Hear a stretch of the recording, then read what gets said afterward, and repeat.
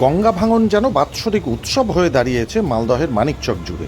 বর্ষা নামতেই শুরু হয়েছে জোরদার ভাঙন। কখনো ভূতনি তো কখনো গোপালপুর ডোমাট এলাকা জুড়ে চলছে নদী ভাঙনের খেলা। মানিকচকের জোতপাট্টা রামনগর এলাকাতেও একই চিত্র ধরা পড়ল আমাদের ক্যামেরায়। ভাঙন রোধে পাকাপাকি কাজের দাবিতে রাস্তায় সাধারণ মানুষ বিক্ষোভ দেখান। স্থানীয় মহিলারা প্রশাসনের কাজে কোনোভাবেই সন্তুষ্ট নন। বালির বস্তা দিয়ে কাজ হবে না, তারা চান স্থায়ী সমাধান। কিছুদিন আগেই খবরের জেরে ভাঙন রোধের কাজ বালির বস্তা দিয়ে শুরু হয়েছিল। তবে এই কাজে খুশি নন এলাকাবাসী। তাদের দাবি, এতে কোনোভাবেই ভাঙন রোধ করা সম্ভব নয়। ভাঙন রোধ করতে গেলে পাকাপাকি কাজের প্রয়োজন। ইতিমধ্যে এই এলাকার প্রায় 200 মিটার জমি সহ নদী গর্ভে, ফলে দুশ্চিন্তায় রাত কাটাচ্ছেন নদী পাড়ের বাসিন্দারা।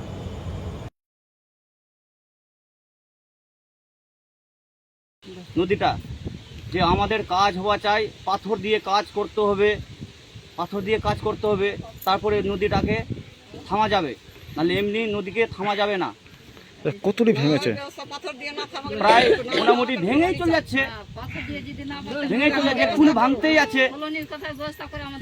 যে নদী থামার কোনো সিস্টেমই নাই, আমাদের ব্যবস্থা করতে হবে।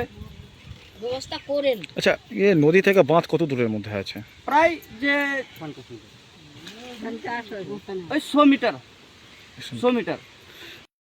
নদী ভাঙানো 3 বার করে ভাঙানো এসছি, এখনো তো আমাদের কোনো ব্যবস্থা হচ্ছে না। কি করে আমরা থাকবো? এখন তো নদীর কানাতে আছি, থাকবো কোথায়? তো আমাদের ব্যবস্থা নাই। কাজও করছে তো 2টা বস্তা দিয়ে পালিয়ে গেল, কি করে আমরা থাকবো?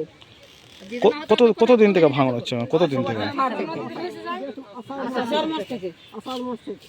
থেকে ভাঙন হচ্ছে? ভাঙানো আষাঢ় মাস থেকে ভাঙছে। কতটি জমি কেটেছে এখন? আমাদের 20 বিঘা জমি ছিল, নদীতে আছে। আমাদের এখন বাঁধের কলাম বা এমনি বাঁধে সাইডে বসে আছি, এই পারে ওই পারে না। এই কদিনের মধ্যে 10 বিঘা জমি কেটে গেছে।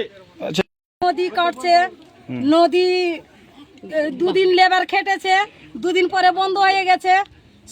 সরকার যে টাকা পাঠাচ্ছে, তো কি করছে টাকাগুলা? এখানে কেউ চুরি করছে, কেউ লুকা করছে, কাজ ভালো করে হয় না। আমরা নদী কাটতে গেলে আমরা কোথায় যেয়ে বসবো? গরিব মানুষ, এখন পেটে খেতে পাচ্ছি না, 3টা লড়কা বাচ্চাকে পড়াইতে পারছি না, কি করে খাবো আমরা? বন্যা আসছে, কিছু পাওয়া যায় না। কিসের জন্য কিছু পাওয়া যাবে না এই রবিদাস পাড়াটাতে? কবে থেকে ভাঙন হচ্ছে এখানে? হ্যাঁ, কবে থেকে ভাঙন হচ্ছে? আষাঢ় মাস থেকে।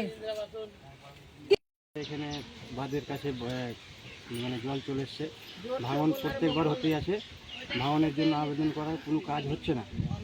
বস্তা নিয়ে এসেছিল কিছুটা, ওই কিছুটা বস্তা ফেলে চলে গেছে, এখন কাজ বন্ধ আছে, কিছু হচ্ছে না, কাটতে আছে। মালদার সর্বত্রই ভাঙন চলছে। এই সরকার অপারগ স্থায়ীভাবে গঙ্গা ভাঙন রোধ করতে। মানিকচকের রামনগর সীমান্তগুলো প্রায় 1 মাস থেকে ভাঙন চলছে।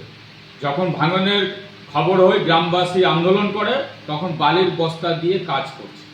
বালির বস্তা দিয়ে গ্রামবাসীর কথা বিক্ষোভী করছে তারা, পরিষ্কার যে বালির বস্তা দিয়ে গঙ্গা ভাঙন রোধ করা যাবে না। গঙ্গা ভাঙন রোধের স্থায়ী সমাধান চাই। আমাদেরও বক্তব্য একই।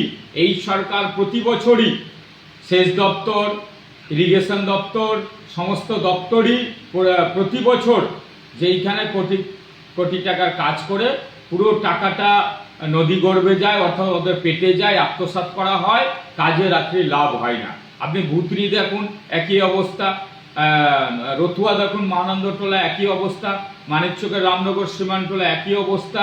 অর্থাৎ ভাঙন রোধ করতে অপারগ।